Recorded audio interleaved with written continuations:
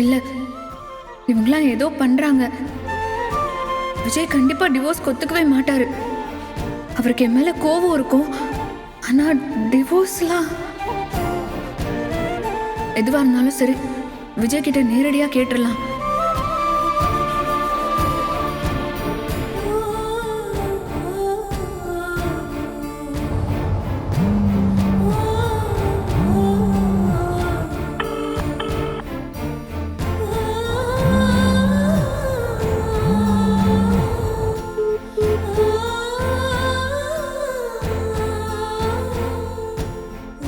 எடுக்க மாட்டேங்கிறாரே.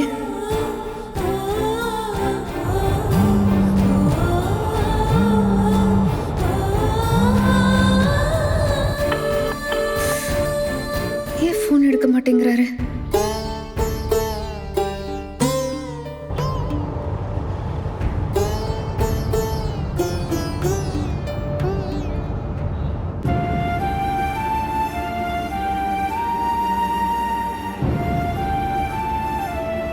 சரி, இப்ப முடிவா என்னதான் பண்ணலாம்னு இருக்கீங்க? நாளைக்கு அவங்க வரும்போது காவேரி கையெழுத்து போடணும். அப்படி போட மாட்டேன்னு சொன்னான்னா அவ இந்த வீட்ல இருக்க கூடாது.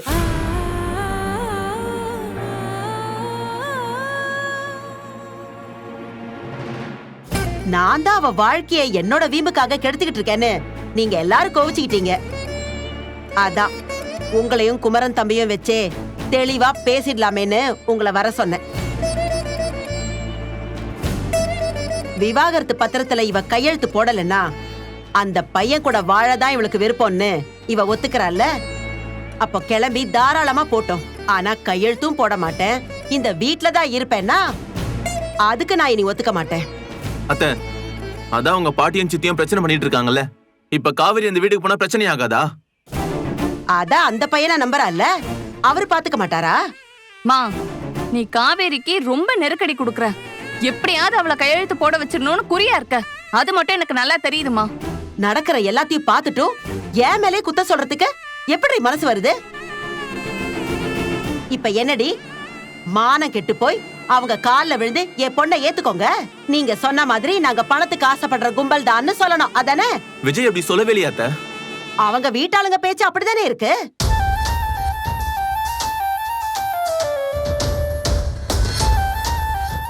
அந்த அம்மா சொல்றாங்க, ஜீவன் அம்சம் எவ்வளவு வேணாலும் தரோம், உங்க வீட்டையும் மீட்டு கொடுக்கறோம், இன்னும் என்ன உதவி வேணாலும் செய்யறோம், கையெழுத்து போட சொல்லுங்கன்னு சொல்றாங்க. இப்படி பேசுறவங்க கிட்ட இவ போய் வாழ்ந்துட முடியுமா? என்னால இந்த ஒப்பந்த கல்யாணத்தை ஒரு கல்யாணமாவே ஏத்துக்க முடியாது. இதுல நான் ஜீவனாம்சத்தை என் பொண்ணுக்கு எதிர்பார்த்துட்டு இருக்கேனா?